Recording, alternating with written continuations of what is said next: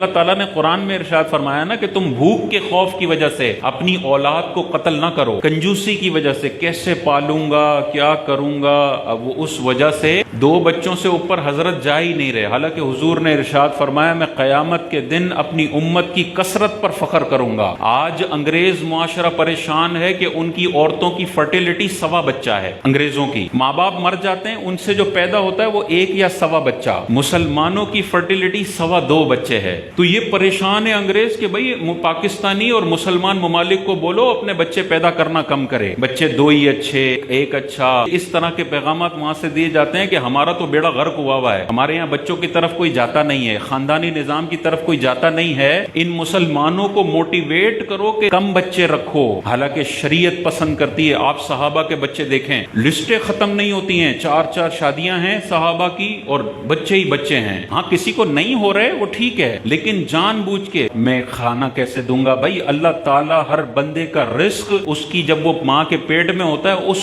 وقت اللہ تعالیٰ اس کی ساری زندگی کا رزق اس کے نامہ اعمال میں لکھ دیتا ہے۔ یہ اللہ تعالیٰ کی نعمتیں ہیں، ان کو اس طرح سے دھتکارنا نہیں چاہیے۔ کوئی میڈیکل وجہ ہے یا کوئی اور شرعی ریزن ہے اس کی وجہ سے بچوں کو روکا جاتا ہے وہ الگ بات ہے، لیکن صرف خوراک کی تنگی، میری تنخواہ 30,000 ہے تو میں 1 بچہ افورڈ کر سکتا ہوں، اب بیگم کی عمر نکلے جا رہی ہے 45 سال میں حضرت کو شوق ہوا 40 سال میں کہ اب دوسرا بچہ کرتے ہیں، اب وہ دوسرا بچہ بعض اوقات معذور ہوتا ہے، کیونکہ جیسے جیسے ایج نکلتی ہے عورت کی فرٹیلٹی اسی طرح ڈیمیج ہوتی رہتی ہے، ڈیمینشنگ چلتی ہے، نیچے کی طرف جاتی ہے۔ شروع میں ان کا دل نہیں کر رہا تھا، بعد میں اللہ کا ارادہ نہیں ہے کہ اب تم کو